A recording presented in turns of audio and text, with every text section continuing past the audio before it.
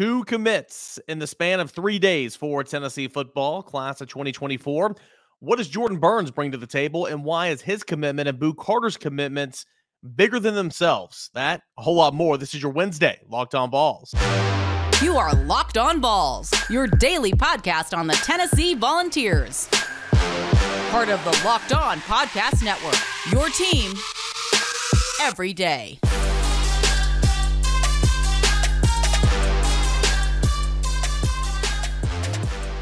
What is up, everybody? Welcome into it. This is your Wednesday edition of Locked On Vols. This is brought to you in part by Birddogs.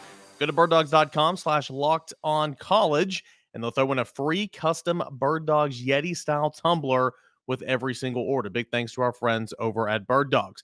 I'm Eric Kane, @_Kaner on Twitter, @Locked On Vols. Shout out every dayers for being back here today and following and subscribing to the podcast on the YouTube channel and wherever you get your podcasts. It's Locked On Vols. It is your first listen each and every day. As you can see, still in Omaha. So kind of the lay of the land for this podcast here on a Wednesday morning. I am recording two sections of this podcast, segments 1 and 2, before the Tuesday Night Baseball game. And then after the Tuesday Night Baseball game, I will record a baseball segment. So that's kind of the timeline here. Going to talk a whole lot of football here before, but I want to let you guys know that because, again, depending on Tennessee and how long their stay in Omaha is, I will have one full day of travel, and I won't be able to do the podcast whatever day that is. So, anyway, I will keep you updated on that, but we'll talk baseball and how it fared against LSU, the elimination game of the College World Series in Omaha. That's coming up in segment 3. A lot of Jordan Burns talk here, newest commitment for Tennessee in segment 1, and then, of course, another analyst. Josh Heupel did a really good job of promoting some analysts here and adding them to his staff, and Corey Robinson, why that is big as well. So what about Jordan Burns? We're going to tell you about Jordan Burns. He is the latest commit for the class of 2024. He's the 8th defensive commit and the 14th overall commit in this class. He is a 6'1.5", 6'2", 215-pound linebacker. He is the first linebacker to commit for Brian John Marie, Tim Banks, and, of course, Josh Heupel for this class of 2024. He took his official visit to Tennessee last weekend and, was really feeling Tennessee and thought that, there's really no reason to kind of hold this out and kind of drag it even more. Wanted to go ahead and commit. He's a 4-star linebacker from Pace Academy. That's in Atlanta, Georgia. And he took other official visits in the month of June to Vanderbilt and Arkansas. Vanderbilt and Arkansas, the two biggest competitors for the University of Tennessee. So again, he becomes the first linebacker commit for Tennessee. He is the 387th overall prospect in the class, according to the On3 industry rankings, the 38th linebacker, and the 47th prospect from the state of Georgia. Again, 14 commits now for Tennessee. That puts him 12th in the country in the latest industry rankings and 6th in the SEC. I'm not sure if you guys follow recruiting that closely or know what's going on in Gainesville right now, but I think in the span of like 3 days, they got 8 commits or something. It was something wild. They moved all the way up, catapulted all the way up the top 5 in the country. I think they're sitting now at number 2. So a lot of shaking in the SEC, if you will, over the last couple of days, and that's why Tennessee moved back a spot or 2. But still, Tennessee has picked up 2 commits in the span of 3 days, and that's good. Let's tell you a little bit more about Jordan Burns. Great coverage over there at VolQuest.com from Matt Ray and Austin Price, as always. Matt Ray had a chance to catch up with Jordan Burns, and he told VolQuest, quote, "I love everything about him. I love everything about the players, everything that they have going on. I feel they've built a great relationship with the staff, and I've built a great relationship with the staff, and they can get me where I want to go. This has been my dream school. This is a blessing." On its official visit just a couple days ago, he said it was one of the best visits I've had that I've been on. I think that sealed the deal for me. It made me see that there's no reason to wait. I can get everything I want from Tennessee on the field, and I can get a degree in engineering that I want as well. And, on Brian John Marie, who I think is one of the most underrated coaches on this staff. I think he's done a marvelous job in 2 seasons working with what he's had. And now, man, the cupboard's full. He's got a lot of toys to play with. Jordan Burns said that Brian John Marie is a big reason why he committed to Tennessee. Said he played a big role in my recruitment. He's a great coach. I can see what he can do for me and develop me for the type of linebacker that he has coached before. I fit in well to what he has going on. Coach BJ, Coach Harbin, Coach Hype, Coach Banks, everybody a part of that staff is pretty much what I need, and that is what I love. So that's a little bit on what, Jordan Burns had to say about committing to the University of Tennessee. What does On3's National Director of Scouting and Rankings, Charles Power, have to say about Tennessee's new commit? Well, quote, Jordan Burns is a versatile linebacker who shows the ability to make plays in space as a pass rusher and in coverage on Friday nights. He's an athlete, solid all around, 6'1.5", 215 pounds, running an electronic 4.840. I had a chance to see Burns in person at the Under Armour camp back in Atlanta in February. He has, let's see here. There's a typo here. He has a good build. Actually, no, there's not a typo. I'm just illiterate. He has a good build and moves fairly well in drills. There were some ups and downs in coverages, but the film is solid enough to where I think he can get by in coverage as an inside linebacker. Overall, I think he has some versatility, particularly as a run defender and a blitzer. We also like that he plays some offense for Pace Academy. So that's what Charles Power, director again On3, scouting and rankings for recruiting. That's what he had to say on Tennessee's new commits in Jordan Burns over at Pace Academy in Atlanta, Georgia. So why is this big for Tennessee? Well, it's big for Tennessee because, of course, it's the first linebacker commit in the class. Okay, so that's big. But also the commit of him, it follows what Boo Carter did on Saturday. And Boo Carter is one of the best in-state prospects, highly rated 4-star athlete. There's versatility to his game. We already talked about Boo Carter. And that was big to get in the boat. Don't get me wrong. I mean, when you're talking about, locking down the borders, you've got to get Boo Carter. But I feel like the commitment of Boo Carter and the commitment of Jordan Burns are big in more ways than one. These guys will now go from recruits to recruiters. It's typically what happens, but they both have already said, hey, I'm getting to work. Talked about it. I think it was on the VolQuest podcast earlier this week about, when Austin Price caught up with Caleb Beasley at the On3 NIL event series in Atlanta or in Nashville a couple weeks ago. And he's like, yeah, me and Jake Merklinger, the quarterback of this class, we're leaders. We're on the phone. We're texting, we're kind of leaders in this group. But it didn't really make sense because Caleb Beasley was still at the time signing up for official visits to Notre Dame and Oklahoma. And it was kind of like, well, how can you be a leader in this class if you're still, being courted and accepting that courtship from other programs? He's since, again, this weekend, we talked about it. He said, hey, I'm done. This is home for me. So we shut it down. But those guys turn recruiters. Boo Carter will 100% turn recruiter and be on the phone and trying to get these guys to get to campus. And so will Jordan Burns. Jordan Burns, was quoted and, talking about, in terms of what's next for Tennessee. He's like, Edwin Spillman. Edwin Spillman is who I'm going after. Edwin Spillman is the guy I want the most, end quote, when talking about what he is going to do next. So, again, big get for Tennessee in terms of recruiting here on I know this is a Wednesday podcast, but this came down to Pika Tuesday afternoon. And what's next for Tennessee at linebacker? Of course, we mentioned we mentioned Edwin Spillman, Lipscomb Academy, of course, teammates with Caleb Beasley, who's going to play a big role in there. Tylen Singleton is also a guy that's going to be very much that is very much on Tennessee's radar. He's another guy they want in terms of a linebacker in this class. Singleton is going to, let's see here. He'll be here for an official visit this weekend. Edwin Spillman was here for an official visit last weekend. The biggest competition for Tylen Singleton is TCU and LSU. And of course, the biggest competition for Edwin Spillman is Ohio State for the University of Tennessee. So Tennessee now has 14 commits for the class of 2024, 8 of which on the defensive side of the football, as Jordan Burns, the 4-star linebacker, now joins a defensive class of 4-star cornerback Caleb Beasley, 4-star athlete Boo Carter, 4-star edge defensive lineman Kellen Lindstrom, 4-star defensive back Marcus Gorey, 3-star safety Idris Farouk, 3-star defensive lineman Carson Gentle, and 3-star lineman who I think is going to end up as an offensive tackle, but right now probably on the defensive line, that is Jeremiah Hurd. Tennessee now 6th in the SEC, 12th overall in the country with 14 commits. Okay, so good day for Tennessee recruiting, and they're going to try to wrap up this June slate of official visits this weekend and try to get a couple more in the boat. So we'll continue to talk about that when the time comes. But hey, right now, the time to talk about Birddogs. They make you look great. Versatility and comfortability, right? I mean, that's kind of what Birddogs prides themselves on. They have these stretch khaki shorts designed to fit slimmer through the thigh and legs, giving you truly a sculpted look. Shorts do the exact same thing as what Lululemon, but they fit better. and they fit way better than regular shorts that are made to stiff, restrict cotton.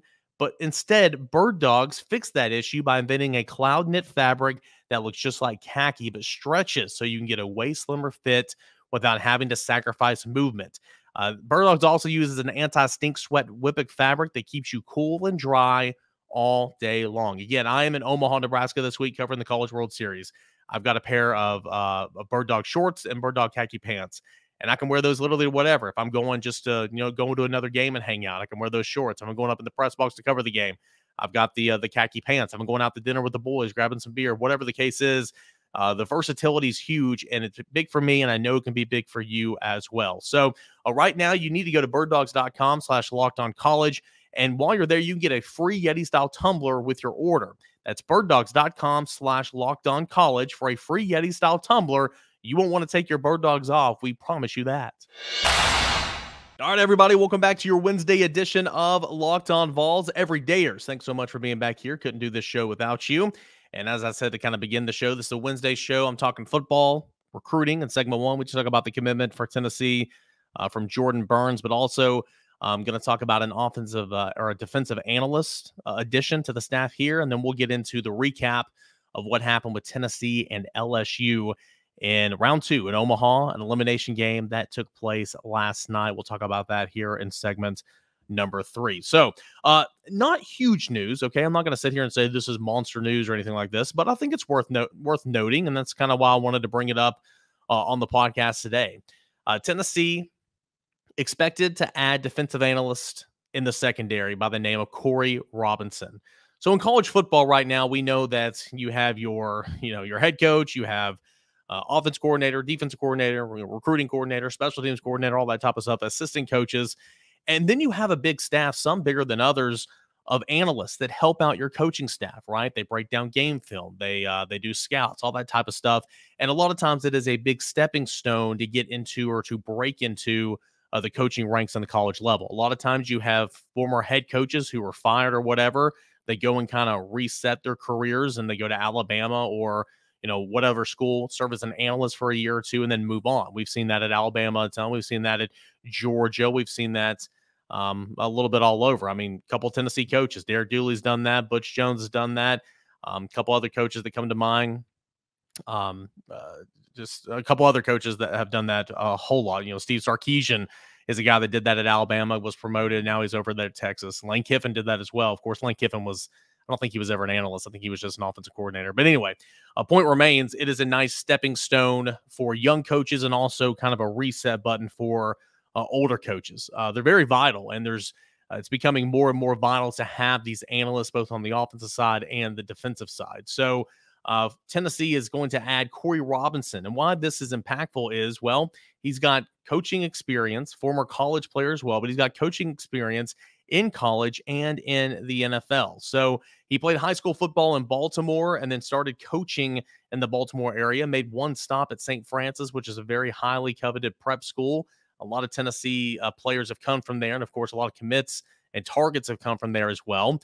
He broke into the college ranks at Toledo back in 2016 and spent times at Toledo, at Rutgers, at Temple, and at Maryland as well. And then the last couple of years, he's been in the NFL.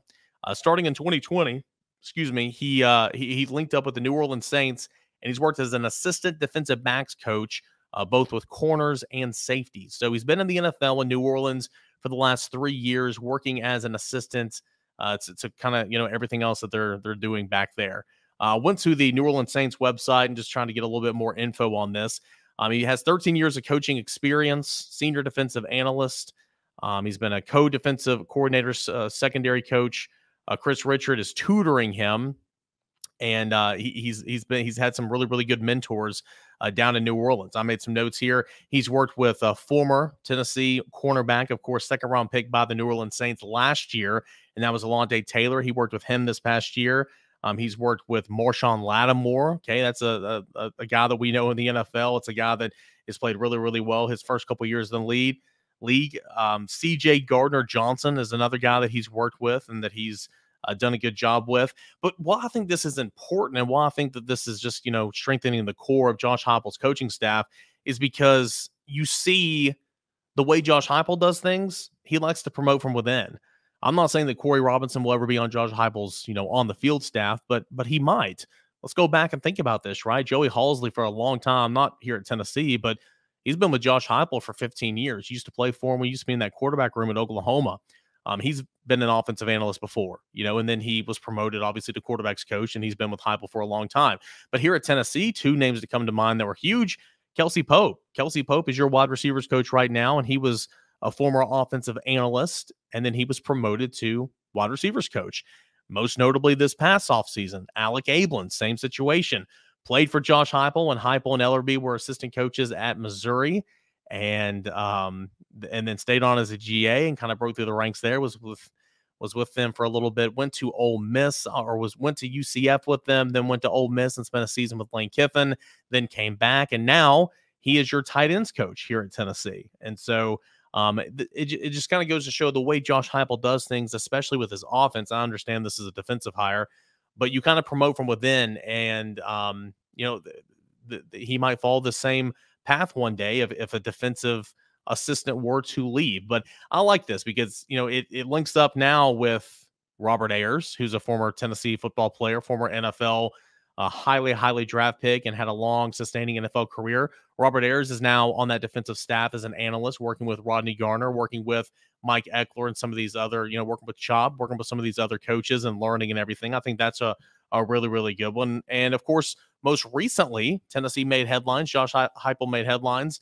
in adding Mackenzie Milton as an offensive analyst. And we know Mackenzie Milton. We spent time talking about him on this podcast, but one of college football's best quarterbacks a couple years ago, record-breaking quarterback at UCF for Scott Frost, for Josh Heupel, and ultimately, got hurt and was unfortunate. He was out for a long time, but came back, transferred away from UCF whenever Dylan Gabriel kind of took over as the guy there, and he went to compete for a starting quarterback job at Florida State. Didn't get that starting job, but saw some action, and most importantly, he made his comeback from that devastating injury that looked like it ended his career at one point in time. So we all know the name of Mackenzie Milton, but a quarterback, and now he is added to the offensive analyst staff this offseason. So not only do you have coaches, not only do you need good coaches, you need good recruiters, you need all this type of stuff, but you also need these guys that can help support staff, if you will. And then maybe one day a position will open and they will be promoted.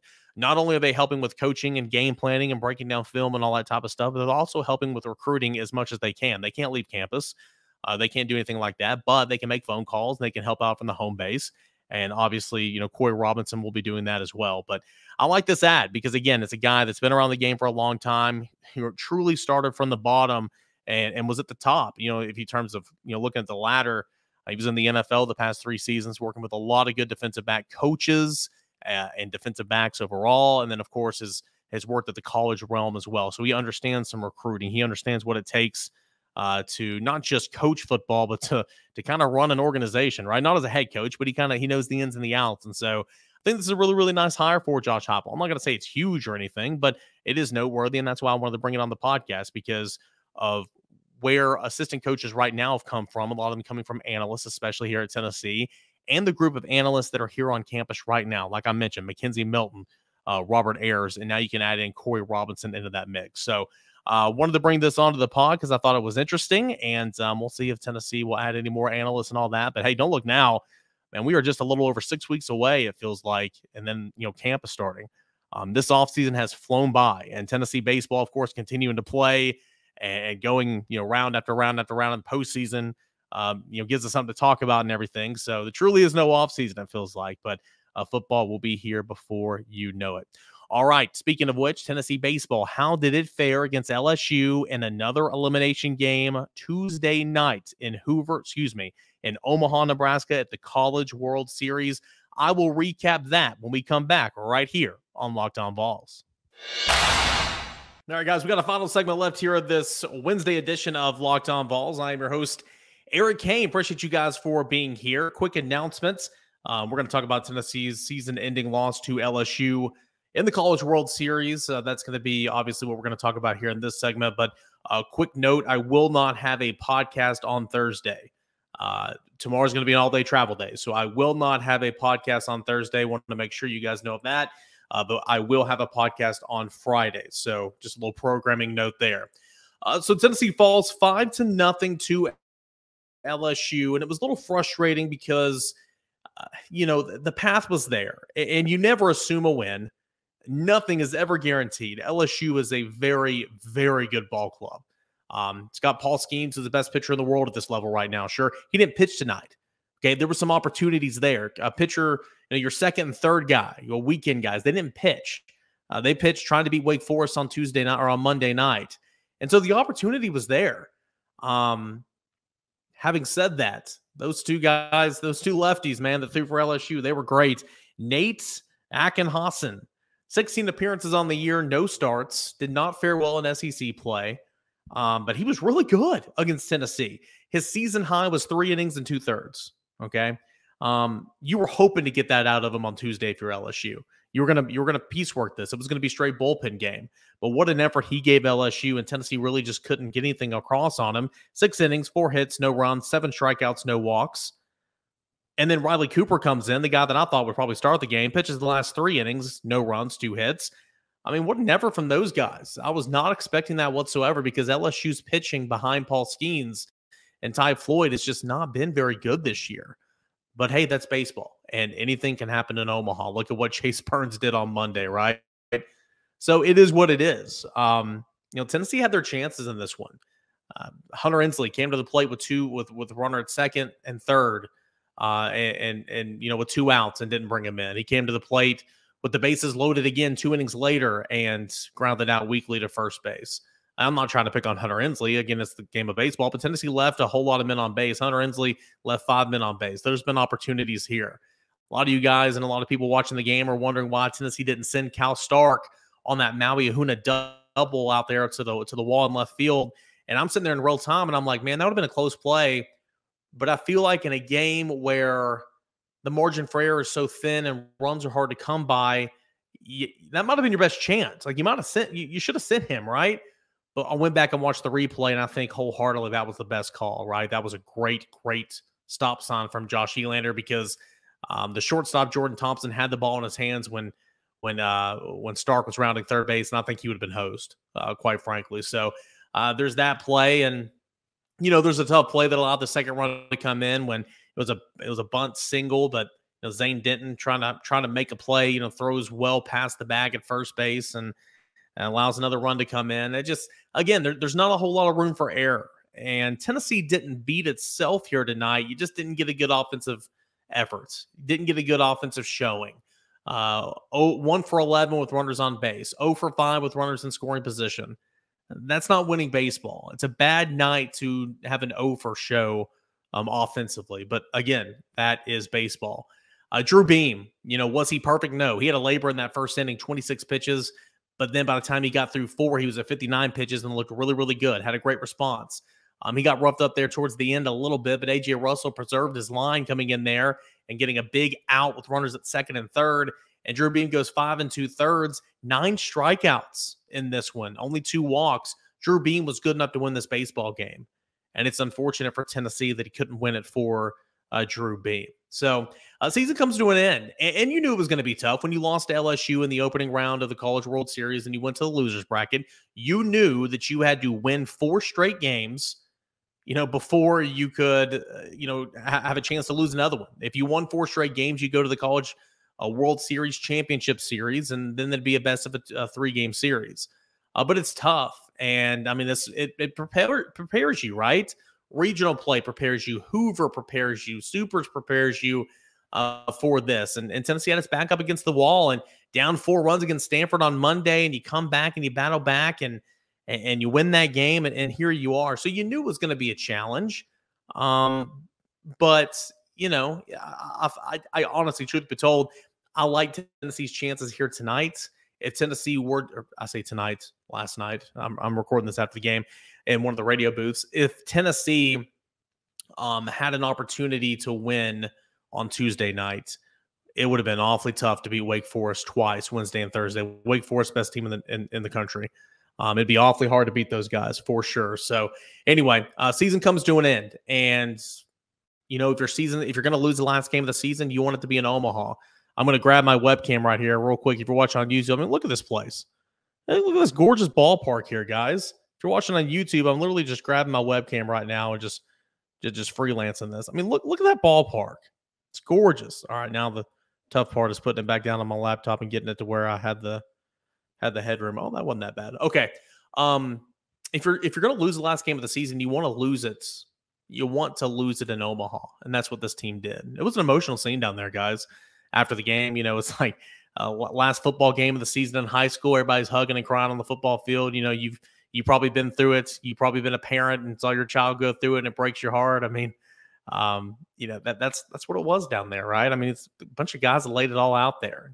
And recognize that their careers might be coming to an end, but also you're not going to be around this group of these group of guys, these men ever again, all in one place. And so it was emotional. Camden Sewell, Griffin Merritt, emotional guys down there. Some of those underclassmen, even emotional guys. But what a season from Tennessee. And we can talk about it more as the days and the weeks go on. But what a season from Tennessee. The talent was always there. You had to figure out how to win. You had to figure it out, and it took you a while. This team did nothing easy, ever. It would not do anything easy, and it went the hard way. It had a flair for the dramatics, right? But ultimately, this team did something the best team in college baseball, arguably in regular season history, couldn't do. This team did something that the Cinderella's 2021 team couldn't do. This team went to Omaha and won a game. And sure, should that be the standard? No. I mean, I think the standard and what you build your program on is national championships and getting to Omaha, sure. But you don't want to be just happy to be here. And Tennessee wasn't. You want to win some more games and everything. But, I mean, Tony Vitello's got this baseball program headed in the right direction. So it was disappointing for sure. And Tennessee had their chances. But what a season this was. If you told me back in April that Tennessee was going to Omaha, I'd tell you you're nuts. You're freaking crazy, right? Not that it didn't have the talent to go to the College World Series. That was never an issue.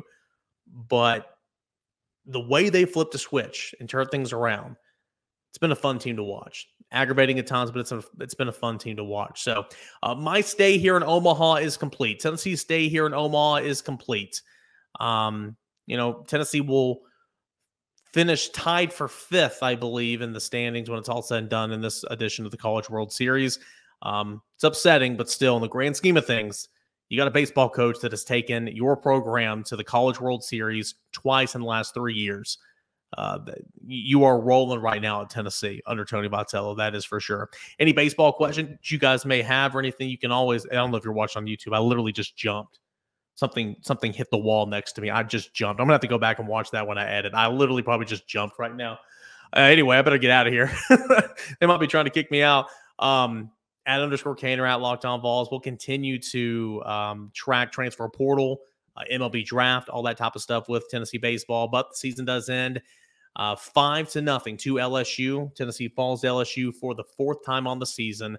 And we'll start to head home from Omaha, Nebraska on a Thursday. So as they literally turn the lights out here at Charles Schwab Field, I better get going. Appreciate you guys. Reminder again, there will be no Locked On Vols on Thursday. I will have one for you ready to go on Friday, though. Appreciate you guys, and thanks for your understanding. And we'll get back to it. Everydayers, appreciate you for being here, and we'll talk to you again on Friday, guys. This is Locked On Vols.